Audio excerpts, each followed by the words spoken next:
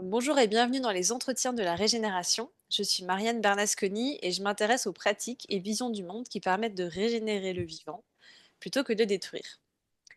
Aujourd'hui, j'ai le grand plaisir de recevoir Olivier Bouche. Olivier est cofondateur de Corporate Régénération, expert spécialiste en gouvernance de l'impact et en robustesse pour les entreprises, auteur du livre Régénérons nos organisations, l'humain sur le chemin de son génie, et directeur de 4P Institute, un institut privé de recherche en neurosciences cognitives et expérimentales. Donc ça fait beaucoup de casquettes. Et aujourd'hui, on va parler ensemble de cette notion de robustesse, mais donc dont parle beaucoup Olivier Hamon. Mais avant ça, on va surtout parler aussi de la notion de performance et de pourquoi on y est addict, selon tes propres termes. Bonjour Marianne, bonjour tout le monde. Alors oui, c'est vrai. Moi, contrairement à Olivier, je ne viens pas de la biologie, hein, je viens plutôt des neurosciences. On s'est rendu compte ces derniers temps qu'effectivement, il y avait une véritable addiction à cette performance chez l'être humain aussi. Hein. C'est pas juste, je dirais, par rapport au reste du vivant, c'est aussi par rapport à nous-mêmes. Euh, Parce que, en gros, si tu veux, quand on pose la question à toute une série de personnes, d'individus, dans le cadre de leur travail, quand on les met face à toute une série d'enjeux, on a l'habitude généralement de venir avec une dizaine d'enjeux, on leur présente une dizaine d'enjeux et on leur demande, mais dans tous ces enjeux, lesquels vous demandent le plus d'énergie dans le cadre de votre travail, lesquels vous épuisent. Et puis la deuxième question, c'est est-ce qu'ils sont présents ces enjeux sont présents régulièrement, rarement, souvent, trop souvent. Et en fait, on s'est rendu compte que systématiquement, donc les gens trouvaient bien sûr des enjeux qui les épuisaient, mais il n'y a personne qui disait que c'était quelque chose qui était rare dans leur monde du travail. C'était toujours des choses qui arrivaient soit régulièrement, soit souvent, soit trop souvent.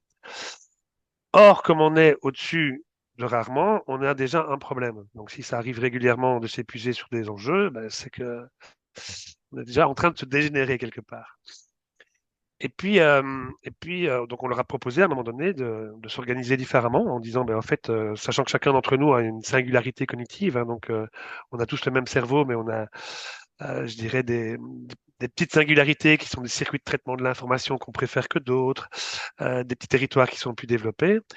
Et en fait, ces singularités, elles ont je dirais, pour gros avantage de nous conférer des zones de facilité. Donc, enfin, je suis peut-être plus facile que d'autres sur réinventer les choses et d'autres seront plus faciles sur comment mettre un cadre, ce genre de choses. Et donc, si on est tous différents, en fait, ça a un sens. Hein, ça nous permet à chacun de jouer notre rôle. Et donc, quand on leur a proposé à un moment donné de répartir le travail et les charges par rapport à ces enjeux de manière différente, non pas sur base, entre guillemets, des compétences, des savoirs, des acquis, mais simplement sur base de ses préférences cognitives, de manière à soulager chacun, ben, on s'est rendu compte que ça marchait super bien, mais que les gens, en fait, étaient dans une situation de manque. Elles étaient en manque de quoi? Ben, elles étaient en manque de dopamine. En fait, on vit dans un monde où notre cerveau, enfin plutôt c'est notre cerveau, c'est même pas le monde, notre cerveau nous fournit de la dopamine, donc cette hormone de la récompense, quand il perçoit qu'on va pouvoir gagner, je dirais, plus de pouvoir, plus de sexe, plus de possession, plus d'informations et surtout plus d'argent. Et en fait, on a plein d'injonctions dans le monde actuel euh, qui nous disent que pour gagner de l'argent, et ça c'est dès l'école primaire, hein, j'ai envie de dire, il faut faire des efforts, il faut s'améliorer, il faut sortir de sa zone de confort, il faut être un des meilleurs. Et donc quand on enlève aux individus, dans le cadre de leur lieu de travail, une pression en disant bah, vous n'allez plus devoir vous épuiser sur cette tâche-là, en fait, notre cerveau perçoit ça comme étant un danger. Danger de quoi? Danger de ne plus avoir la récompense, d'un meilleur salaire, de plus de pouvoir, ce genre de choses. Et donc, on est complètement drogué, entre guillemets, euh, à cette, euh, à cette performance parce qu'on ne veut pas la quitter, en fait. Et donc, c'est un travail de transformation, d'amener progressivement une équipe à comprendre qu'on peut être vraiment performant sans faire trop d'efforts.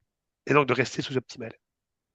Et là, je voudrais citer la définition de Olivier Amand et pas que sur la performance, puisqu'il a écrit dans l'entreprise robuste, le dernier livre qui est sorti. Il dit: la performance est la somme de l'efficacité et de l'efficience, c'est-à-dire atteindre son objectif avec le moins de moyens possible.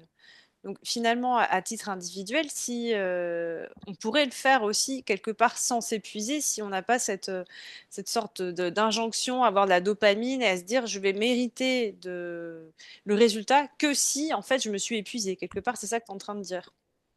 En fait, en réalité, nous sommes tous profondément sous-optimaux. Donc, on est né avec. Enfin, alors, moi, pour illustrer ça, j'aime bien prendre mon histoire avec mes moutons.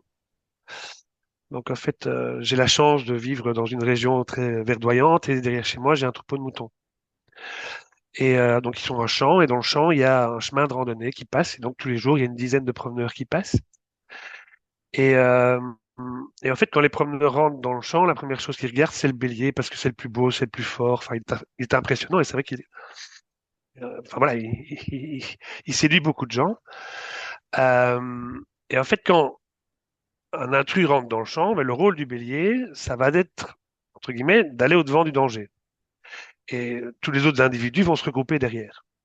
Et puis, une fois que le danger est sorti du champ, ben, en fait, le bélier, ben, il retourne brouter. Et à part la procréation et cette défense qu'il prend du troupeau en situation de stress, ben, mon bélier, il n'a pas d'autre fonction finalement. Mais au sein du troupeau, il y en a une notamment dont la fonction, c'est très clair, c'est dès que l'herbe devient un peu rare et qu'elle voit que l'herbe dans le champ d'à côté est plus verdoyante, elle va tester ma clôture.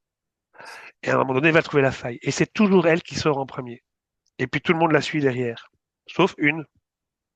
Il y en a une qui n'est jamais sortie du champ des moutons, parce que dès qu'elle voit que tout le monde prend la fuite, elle se met en plein milieu du champ et elle bêle à tue-tête jusque quand je ramène tout le troupeau. Il y en a encore une qui va se mêler des rixes et ce genre de choses. Donc, quelque part, on vient du vivant et si on ne passait pas par tous ces apprentissages scolaires et ce genre de choses, on s'en sortirait très, très, très bien, juste parce que, quelque part, la nature nous a à toutes et tous donné un don, si tu veux, une capacité de traiter l'information d'une manière spécifique qui fait que naturellement, on a un rôle et qu'on voit des choses que les autres ne voient pas. Et donc, naturellement, nous sommes tous profondément sous-optimaux. Donc, nous naissons avec une capacité à être une solution pour l'autre. Pas sur tout, mais sur certains enjeux, nous voyons plus clair que d'autres, et d'autres vont voir plus clair que nous sur d'autres enjeux. Et si on travaillait, je dirais, de manière, ce que j'appelle pour moi, enfin, la symbiose, hein, c'est même pas la démocratie, c'est certainement pas la démocratie, c'est la symbiose. Ben on serait tous sous-optimaux et sincèrement, on n'aurait pas des organisations dégénérées comme on en a pour le moment. Et en regardant un petit peu dans le détail cette notion de singularité, le fait on est tous très différents, je crois qu'il y a 9 à peu près particularités. Est-ce qu'on peut rapprocher cette distinction, ces catégories avec d'autres modèles de personnalité, comme je pense au MBTI ou au modèle DISC par exemple? Alors, alors 9, je vais d'abord revenir sur 9 parce que 9 c'est faux. En fait, c'est juste pour que ce soit exploitable. Ok. Donc, mais c'est infini. Notre cerveau est infini, donc nos singularités sont infinies. Mhm. Euh, voilà. Mais c'est vrai que pour que ce soit exploitable dans le cadre d'une organisation, on peut pas travailler avec l'infini. Et plutôt que de faire 27 ou de faire 81, on s'est dit 9, en fait, c'est plus ou moins la bonne taille avec laquelle les organisations vont commencer à pouvoir jongler. Donc ça, c'est la première chose. Et la deuxième partie de ta question, c'était est-ce qu'on peut rapprocher ça de d'autres modèles? Oui, probablement. Maintenant, comme je le dis souvent, ce que nous, enfin, ce sur quoi on a travaillé, c'est la valeur pour autrui. Donc c'est la valeur pour le collectif. Et donc je ne mets pas quelque part notre travail dans le, le lot de tous ces. Et c'est pas pour, c'est pas du tout pour dire que c'est pas bien, hein, mais je veux dire, euh, la volonté ici, c'était vraiment de se dire en fait à quoi sert notre singularité plutôt que qui nous sommes. Et donc quand les gens veulent vraiment faire un test de personnalité, moi j'oriente généralement vers les tests existants parce qu'ils vont beaucoup plus loin, parce que nous on l'a pas développé en fait pour être dans la compréhension profonde de soi-même, mais plutôt la compréhension de comment est-ce qu'on peut beaucoup mieux travailler que ce qu'on le fait pour le moment, quoi, ensemble. Donc c'est dans une logique de coopération. Si je comprends bien, c'est comment définir notre singularité et ce qu'on apporte au collectif pour pouvoir coopérer ensemble. Oui, tout à fait. C'est pour pouvoir coopérer ensemble et c'est aussi pour comprendre à quel moment, à quel moment on a besoin de qui. Hmm. Quelle est la Donc il y a personne la plus pertinente, c'est ça, oui, pour tel type de tâche? oui. Et donc c'est à la fois un screening des enjeux de l'entreprise et un screening des singularités cognitives pour les plugger sur les bons enjeux. Et donc on part d'abord du screening de l'entreprise et puis après on va venir repluguer ou de l'organisation. Hein, je parle de l'entreprise, mais ça peut être une organisation quelle qu'elle soit pour venir repluguer les bons enjeux, quoi, Et la aux bonnes personnes. particularité d'une de tes casquettes, donc c'est Corporate Régénération, qui vise à constituer dans les comités de direction, les conseils d'administration, de constituer des assemblées de parties prenantes. Bah, tu vas en parler. Mais justement, la question que je me pose aussi, c'est comment est-ce qu'on joue avec ces singularités dans la coopération avec les parties prenantes extérieures? Et qu'est-ce que ça dit de l'entreprise ou de l'organisation si elle arrive à jongler à la fois en interne sur le travail interne, mais aussi avec les parties prenantes externes. Ouais. Donc ça, c'est un peu comique parce que en fait, The Corporate Regeneration, c'est effectivement le fruit aussi d'un précédent projet qui avait été une démonstration, enfin, on avait été challengé par le gouvernement wallon et par l'Union wallonne des entreprises. Donc en France, c'est l'équivalent du MEDEF, qui nous avait dit, ben oui, les entreprises, elles ont des problèmes qu'elles ont du mal à traiter, comme je dirais, les problèmes de harcèlement ou les problèmes de rencontres intergénérationnelles. Et donc, ils nous avaient mis un peu au défi euh, de trouver des solutions à ces problèmes-là en faisant travailler des jeunes. Alors, pas tant parce que c'était des jeunes, en fait, mais surtout parce que c'est des gens qui étaient très, très loin du monde de l'emploi. Donc, ils étaient ni formés, ni à l'école, ni au travail. Donc, c'était, voilà, a priori, ce sont des gens qui ont plein de potentiel au niveau naturel, mais qui n'ont pas de potentiel entre guillemets acquis au niveau des savoirs. Et donc, c'est justement grâce à ce modèle-là, donc en articulant les ingéniosités, donc les singularités de chacun dans un ordre bien précis, hein, parce qu'il ne faut pas y aller n'importe comment, sinon ça ressemble à rien, qu'on est parvenu dans le cadre de trois cohortes à amener des solutions effectivement euh, que, que les entreprises n'avaient pas trouvées. Alors, comment collaborer avec ça dans l'entreprise? Moi, j'ai envie de dire, c'est quand même deux choses très différentes. Donc, il y a effectivement ce pilier de robustesse quelque part que tu peux amener dans cette nouvelle manière de. Et donc, il faut y aller doucement, il faut y aller par les marges, comme le dirait bien Olivier Hamon.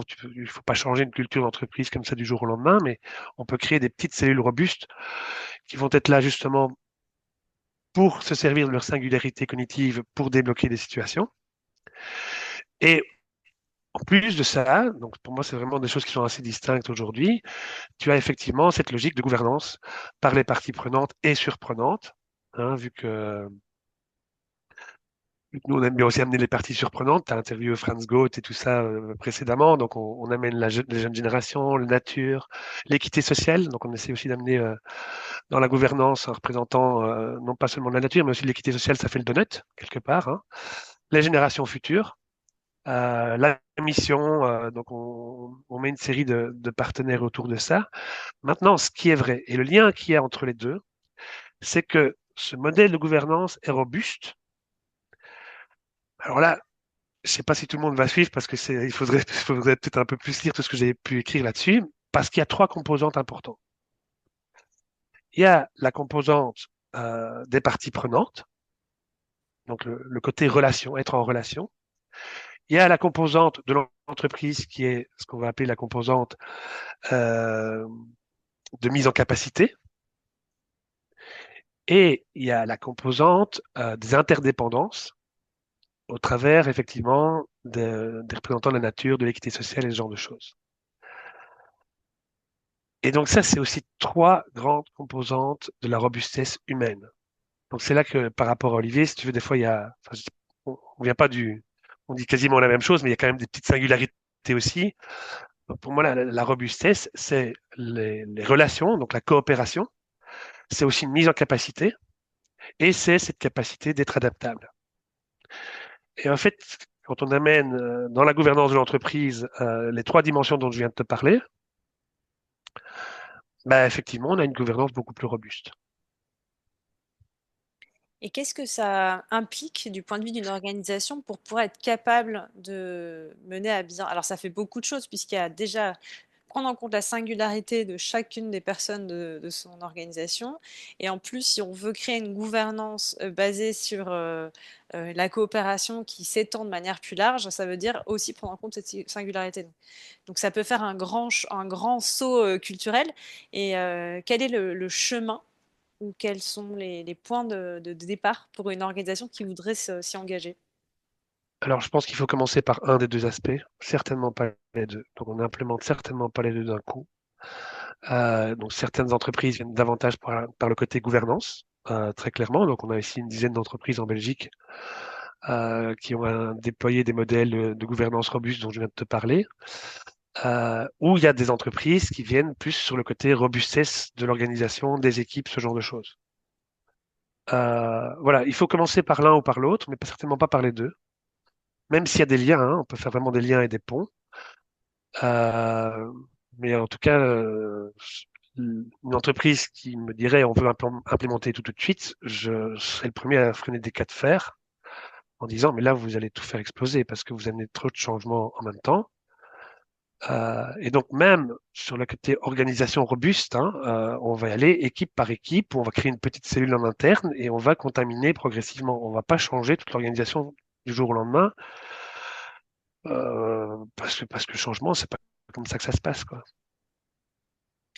Si je reprends ce que je disais un peu le slogan du podcast qui est les postures et visions du monde, les pratiques et visions du monde, finalement, quel est le système de valeurs ou le système de croyances qui va permettre à un dirigeant, une dirigeante, de partir de ce chemin-là? Déjà, est-ce que ça vient de la personne qui dirige ou est-ce que ça vient, c'est plutôt bottom-up? Qu'est-ce qui va permettre de créer ce déclic en fait? Alors, je pense que ça reste du bottom-up. Il faut que le leader soit partie prenante. Donc, généralement, alors ça ne veut pas dire qu'il n'y a pas une adhésion des équipes. On a des clients qui sont dans un management très transversal, mais il faut absolument que le dirigeant soit partie prenante de la chose, quoi. Et dans ce cadre-là, ben, je dirais le- les valeurs qui sont amenées sur la table, c'est généralement effectivement les valeurs de la régénération, donc de ce besoin de se reconnecter au vivant, de ce besoin de se reconnecter à la nature. Et généralement, c'est marrant parce que ça devient, j'ai envie de dire que c'est plus automatique d'avoir cette réflexion de se reconnecter à la nature, je dirais, hors humain, que de se reconnecter à la nature humaine. Et donc, généralement, la première démarche, c'est, OK, il faut qu'on régénère les écosystèmes naturels. Et puis, quand on m'a un peu entendu, on comprend qu'on a aussi dégénéré les écosystèmes naturels humains et pas seulement non humains. Et donc, à ce moment-là, il peut y avoir des arbitrages avec la volonté de partir sur l'un ou partir sur l'autre. Mais moi, je dis toujours, on part pas sur les deux en même temps, quoi. Mais les schémas de valeur, c'est cette conscience qu'ont de plus en plus de dirigeants. Alors, avec ce qui se passe de l'autre côté de l'Atlantique, à mon avis, on va avoir un retour de flamme, hein, mais il y a quand même de plus en plus de dirigeants aujourd'hui d'entreprises parce qu'ils sont papas aussi, hein, et parce qu'à un moment donné, ben voilà, ils ont des enfants qui les regardent en disant, mais qu'est-ce que tu fais pour mon avenir? Ou parce qu'ils ont cette conscience naturelle qui disent, OK, il faut qu'on change notre manière de faire l'entreprise, quoi. Et là, j'ai enregistré un entretien il y a 2 jours, justement. Alors, je fais un petit parallèle, mais c'était sur la pensée taoïste.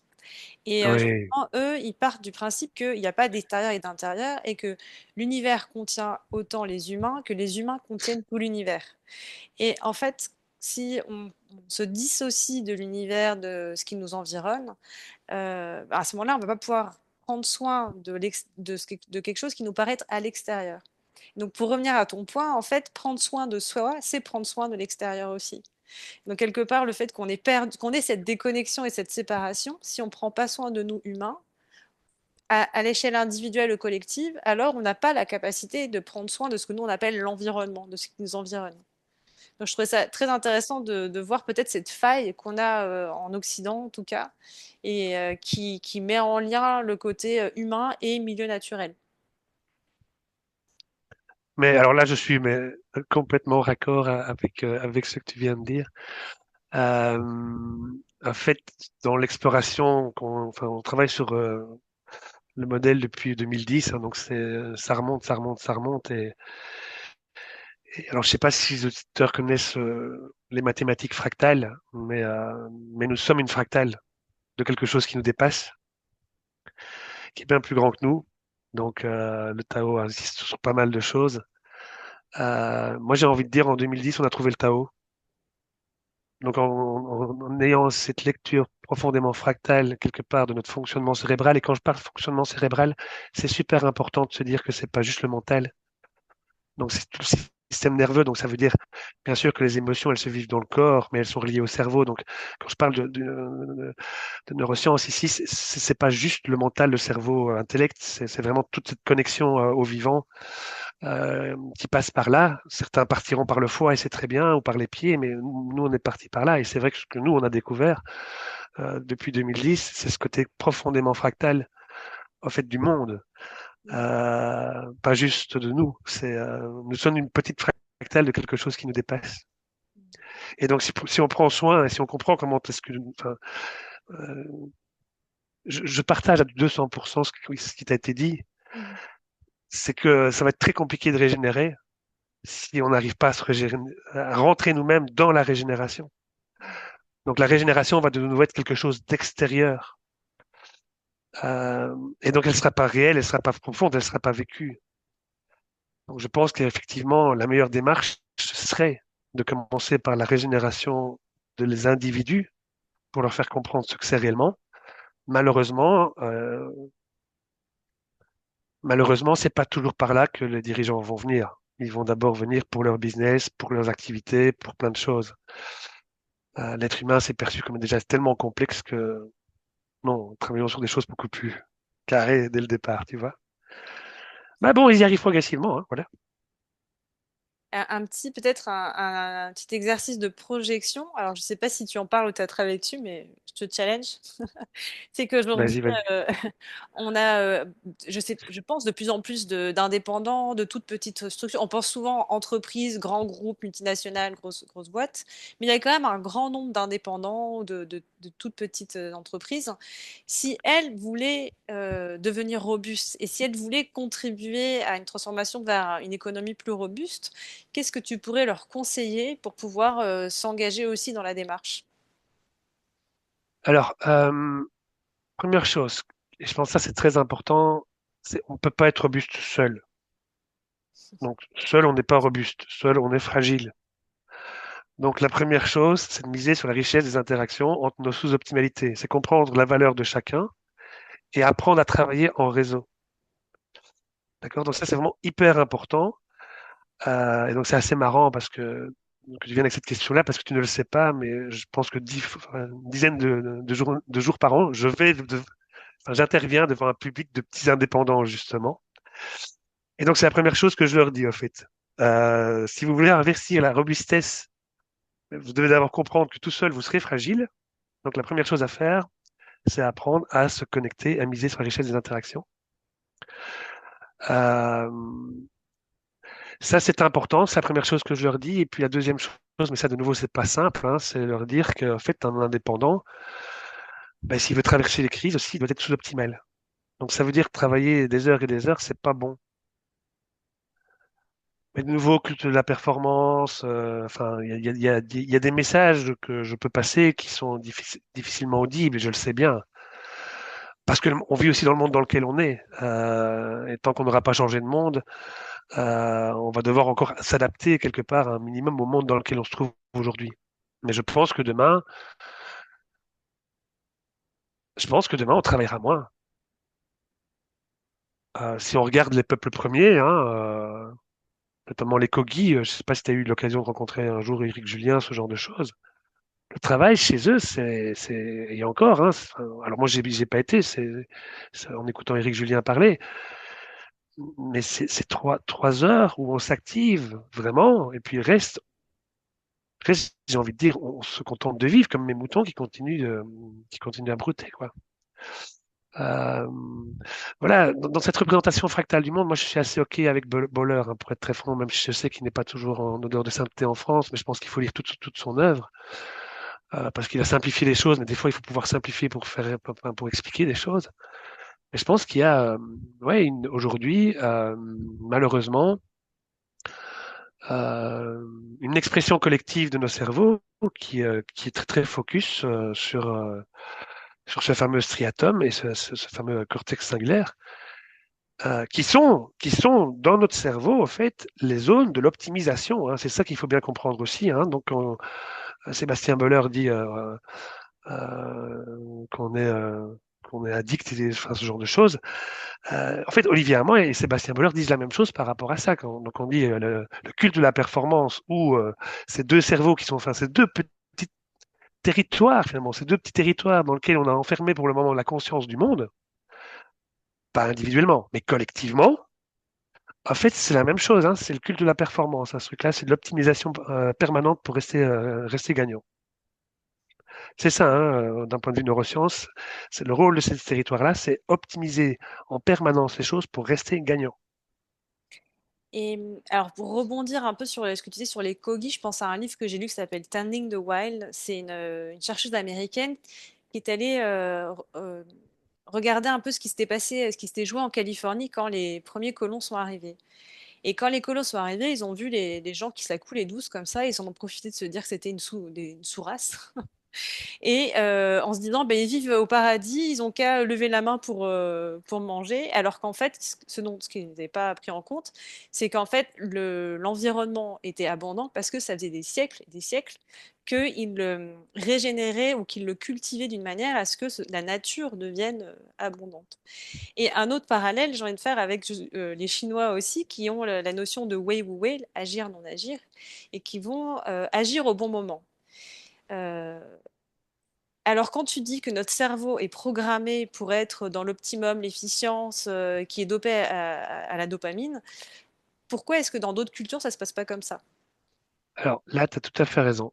C'est complètement ethnocentré.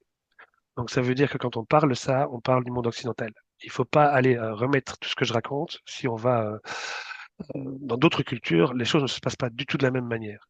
Et dans d'autres cultures, on va avoir, par exemple, si pour la culture africaine, par exemple, on va avoir d'autres territoires qu'on a aussi en nous, ici en Occident, mais qui ont une expression beaucoup plus forte en Afrique, ou beaucoup plus forte en Asie, ou beaucoup plus forte dans les peuples premiers. Donc la question n'est pas de dire qu'il y a des cerveaux différents, mais qu'effectivement, culturellement, on va privilégier, entre guillemets, euh, l'émergence collective d'une fonction cérébrale qui est en nous. Et on va se mettre d'accord sur dire celle-là, c'est la plus importante. C'est de la connerie, bien entendu, hein. Mais c'est vrai que quand je parle ici, il faut vraiment être très clair. Euh, c'est vraiment par rapport à notre société occidentale et à la culture occidentale. On ne retrouvera pas ça. Moi, j'ai eu l'occasion d'aller au Laos, et enfin en Asie aussi pendant plusieurs mois. On ne trouve pas du tout les mêmes références, ou en Afrique. Et c'est ça qui fait la beauté du monde, quelque part. Et une idée avec laquelle je joue de plus en plus, c'est finalement, est-ce que pour devenir robuste, on n'a pas intérêt à renouer avec notre propre indigénéité? Ah, c'est très joli ça. Ah oui, ça je crois bien. Je crois bien. Mais je pense que, enfin moi je suis assez optimiste en fait. Je pense qu'on n'a pas le choix. Je pense que en fait, euh, c'est comme, je peux prendre crise de couple quoi. Donc pour changer d'échelle, hein, c'est vraiment une question de changer d'échelle pour moi. C'est vraiment tout un jeu d'échelle. C'est ça la complexité. Ce sont toutes les échelles qui, c'est comme dans le Tao quoi. C'est des cycles, c'est plein de choses, mais c'est plein de points d'intersection et c'est ça qui va créer toute la complexité. Mais à un moment donné, donc quand on est dans une crise de couple, je prends une autre crise, hein, mais ici l'intérêt c'est qu'elle est relationnelle, si tu veux, la crise de couple. Donc c'est dans notre rapport à l'autre, comme ici dans nos rapports à la nature. À un moment donné, quand les variations, les fluctuations commencent à arriver, hein, les sauts d'humeur, enfin, on commence à crier, en fait, le cortex singulaire, il va rentrer en jeu. Et il va essayer de trouver des solutions pour que ça aille mieux sans changer le système. Mhm. Donc sans changer le modèle. Alors ça peut marcher tout un temps, mais à un moment donné, il est plus que probable que le système va dire, enfin en tout cas que les fluctuations vont de nouveau réexploser parce que comme on n'a rien changé, on a juste essayé d'améliorer, ben à un moment donné, ça repart de plus belle Et ce qui va se passer, c'est qu'à un moment donné, le cortex singulaire va lâcher parce que le noyau va péter. Et là, il y a d'autres fonctions qui arrivent, qui vont se mettre en place. Et pour moi, voilà,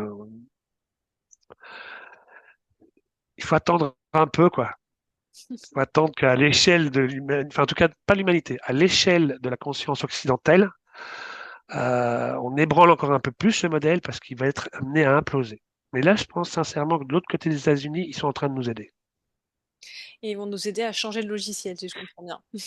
Ouais, en amenant ça, en amenant les choses par la barbarie et la violence, et ça, c'est pas cool du tout. Mais donc, de l'autre côté, il faut absolument que nous, ici, ou autre part, peu importe, mais il faut qu'on crée une polarité qui porte peut-être le même besoin de faire exploser ou imploser le système, mais par la paix. Enfin, on peut enfin, moi, je dis, il faut opposer Trump et Musk à Nelson Mandela et à Gandhi, quoi. Mais au final, c'est quand même pour changer fondamentalement les choses. Et pour conclure cet entretien, j'ai envie de te demander quel est ton message d'espoir ou un signal faible que tu observes et qui peut nous communiquer de l'espoir dans ces temps troublés. Euh, alors, l'espoir, pour moi, c'est que les choses sont en train de s'accélérer. Euh,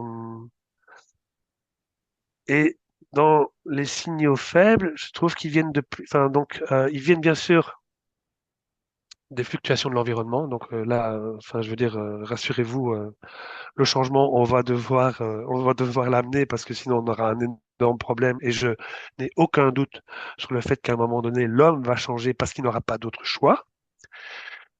Et puis, je trouve que c'est très sain aujourd'hui de voir l'espèce humaine émettre ses propres fluctuations. Donc, c'est plus seulement, entre guillemets, le- l'environnement extérieur qui est en train de nous chahuter, c'est aussi l'espèce humaine qui est en train d'émettre ses propres fluctuations. Et ça, pour moi, c'est, ben, ça veut dire que ça avance là maintenant. Ça veut dire qu'on a pris conscience nous-mêmes que, enfin voilà, nous avons des capacités à générer pour notre propre vie des fluctuations quand on est dans la crise de la cinquantaine ou de la quarantaine, hein, midlife crisis. Donc, c'est des moments où on passe par des grosses fluctuations. On a besoin de ces fluctuations pour se transformer soi. Et donc, voir ces fluctuations qui sont en train de prendre maintenant une ampleur sur l'ensemble, je dirais, de l'écosystème humain, en fait, pour moi, c'est une super bonne nouvelle. Ça veut dire qu'on y est maintenant. On va devoir y aller. Voilà, ça, c'est le gros signal faible. Et c'est cohérent aussi avec toujours la Chine et la pensée chinoise qui, dans le mot crise, pardon, dans les caractères du mot crise, il y a le mot opportunité. Oui, bien sûr. Donc c'est l'opportunité d'une nouvelle prise de conscience. Accrochons nos ceintures, ça va fluctuer, mais a priori ça va atterrir dans un autre monde peut-être. Je me raccroche à cette idée en tout cas. Oui, oui. Je crois qu'il n'y a pas d'autre choix, en fait, hein. Moi, je suis même plus dans la question de se raccrocher à une idée. Je pense que je ne sais pas quand, mais il arrivera, oui. Merci beaucoup Olivier. Voilà. Merci à toi, Marianne.